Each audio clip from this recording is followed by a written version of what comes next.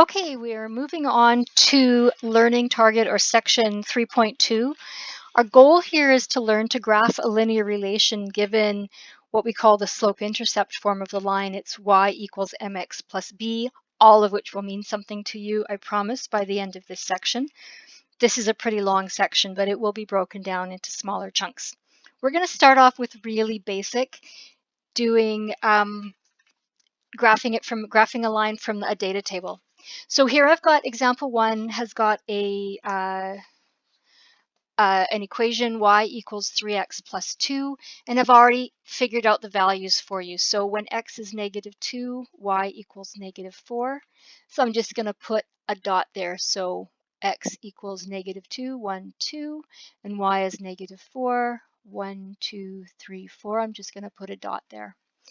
And then I got a dot at -1, -1, a dot at 0, 2, a dot at 1, 1, 2, 3, 4, 5.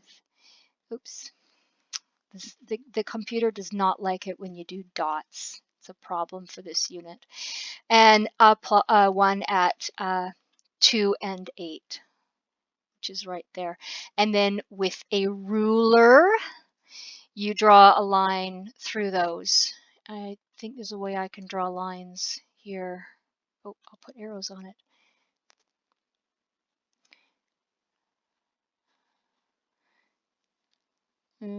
Yeah, okay, there we go. There's my line. Okay, make sure that that's actually not very good. Let's, okay, do you see how it's not actually going through the points, especially down here? Please make sure yours does, all right? Use a ruler and go and do a couple of those on that page. Your assignment at the front of the, remember the page at the front of the package tells you which questions specifically to do as a minimum. All right, pause the video, go do that, check it, come back. I'm going to do the notes for page 6 right away.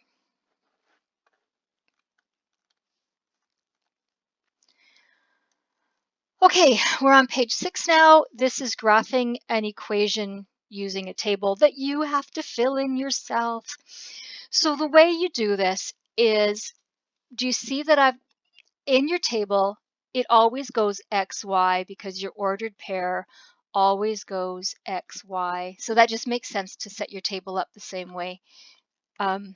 Sorry, my cat just walked across my keyboard.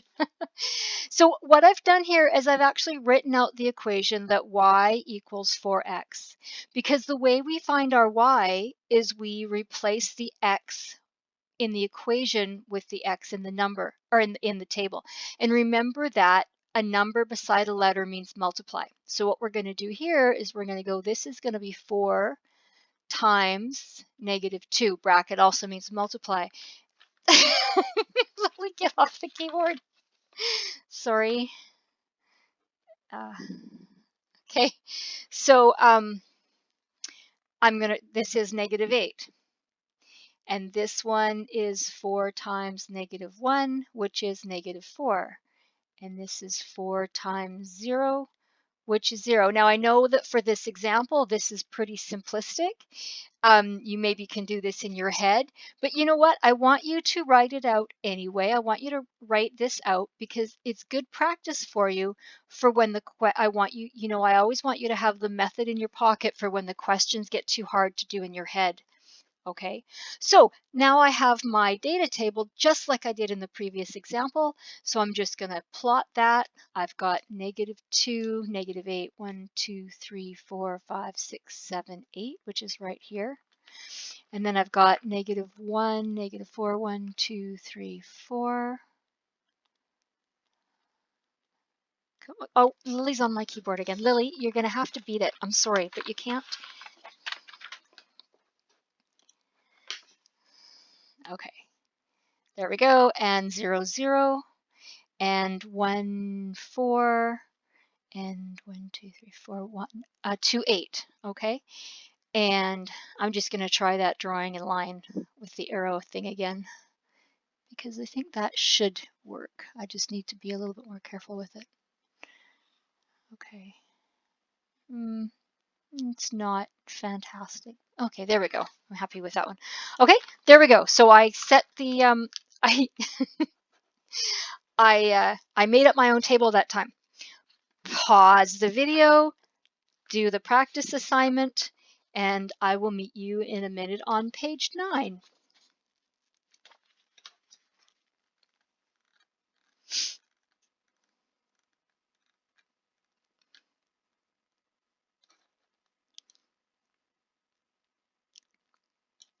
Okay, we're on page 9.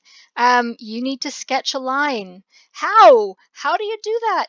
You make a table. Okay, making a table is the only tool that you have right now to graph a line. Now I'm going to give you a tip here. Making a table and filling in the values will work for any graph. When you get to Math 11, Pre-Cal 11, and you're stuck trying to remember, there's, oh, yes, I should tell you, there are shortcuts for doing graphs with all kinds of different equations. And when you get good at it, you can just look at the equation and um, know how to graph it. But if that ever fails you, make a table. Making a table always, always, always works. So keep that as a technique. This time I didn't give you the table to fill in, so you actually have to draw your own table. So I'm going to do example 2 for you. So remember, the table always goes X and then Y. And you can pick any values for X. Doesn't matter what you pick. Whatever you spit out as Y using this equation will be on the line, okay? Do you remember the example that that hopefully Ms. Dunbar did in class with you? If not, I'll do it when we get access to Zoom and can do a video class, a video meet. Okay, so looking at my graph here, I like to do, you always want to have some positive and some negative values. Now here's a tip. I start with my 0 down here, and I always do 0 first. So I know that my y is going to equal 2 times 0 minus 2.